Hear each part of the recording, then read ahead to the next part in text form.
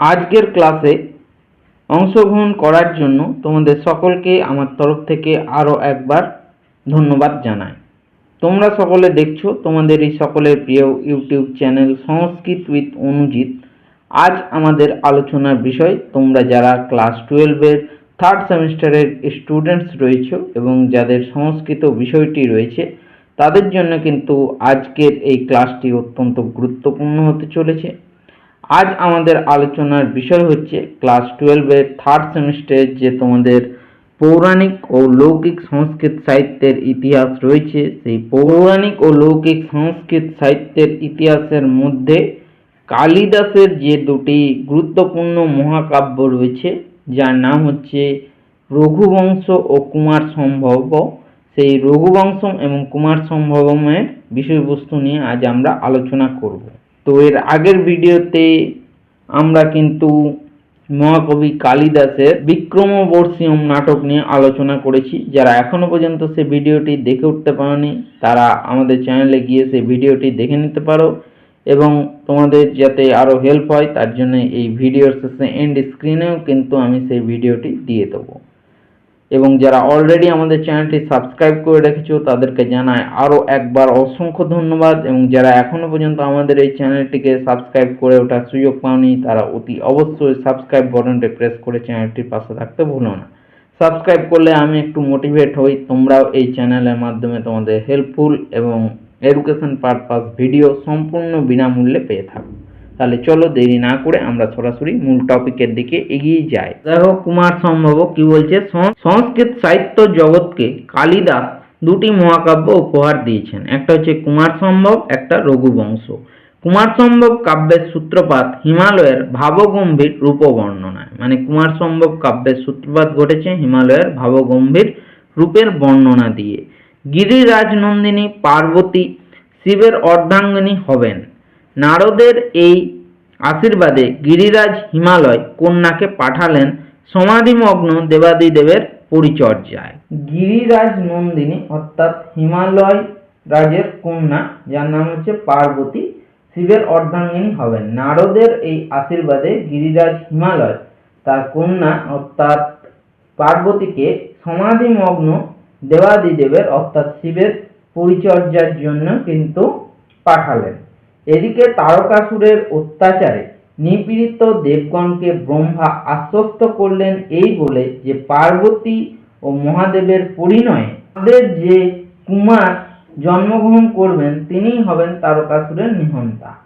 বলছে এদিকে তারকাসুরের অত্যাচারে নিপীড়িত দেবগণকে, অর্থাৎ তারকাসুরের অত্যাচারে দেবগণ যখন নিপীড়িত হয়ে যাচ্ছিল সে সময় ব্রহ্মা অর্থাৎ প্রজাপতি ব্রহ্মা আশ্বস্ত করলেন এই বলে যে পার্বতী ও মহাদেবের পরিণয় অর্থাৎ বিবাহতে তাদের যে কুমার অর্থাৎ তাদের যে সন্তান জন্মগ্রহণ করবেন তিনিই হবেন তারকাসুরের নিহন্তা, অর্থাৎ তিনি কিন্তু তারকাসুরকে বধ করবেন। তো তোমরা জানো যে তারকাসুরকে বধ করেছিল কে? কুমার কার্তিক। আর পার্বতী আর শিবের সন্তান হলেন তিনি হচ্ছেন কার্তিক। ঠিক আছে, তো কার্তিকই কিন্তু এই তারকাসুরের পরবর্তীকালে বধ করেছিলেন।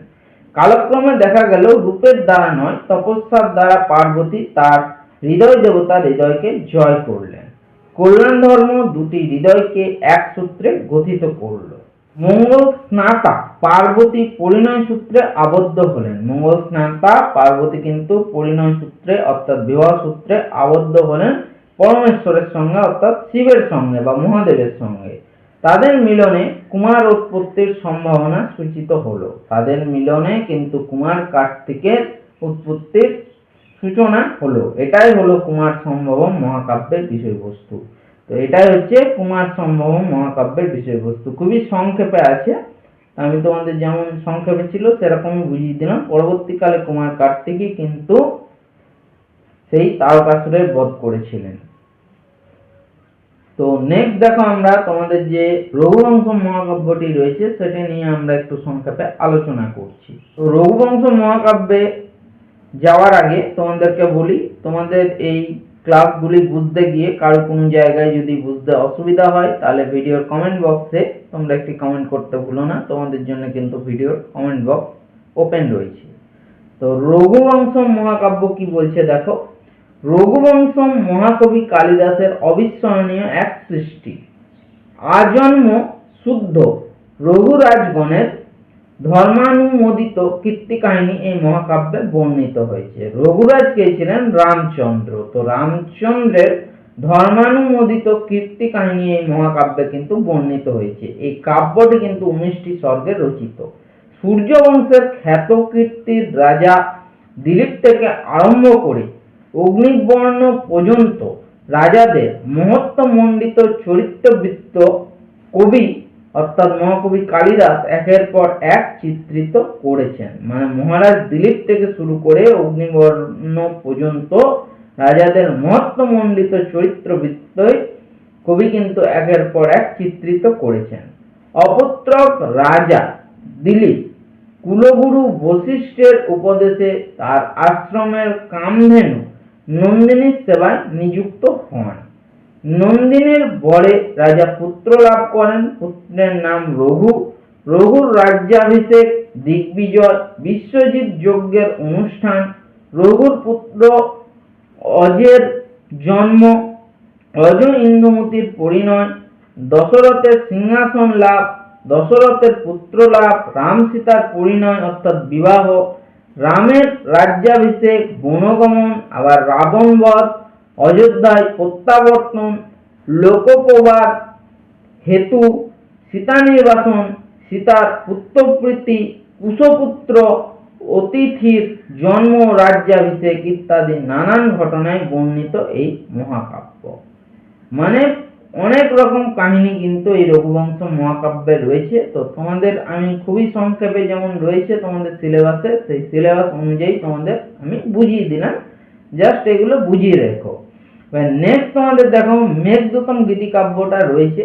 তো মেঘদূতম গীতিকাব্যটা নিয়ে অলরেডি কিন্তু আমাদের ক্লাস 11-এর একটি ক্লাসের দেখবে ভিডিও করা আছে, তোমরা আমাদের চ্যানেলে গেলেই কিন্তু সেই ভিডিওটি পেয়ে যাবে।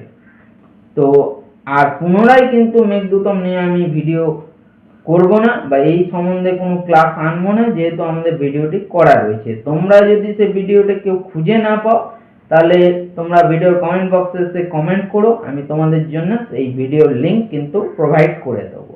তো ভিডিওটি এতক্ষণ ধৈর্য ধরে দেখার জন্য তোমাদের সকলকে আমার তরফ থেকে আরো একবার অসংখ্য ধন্যবাদ জানাই।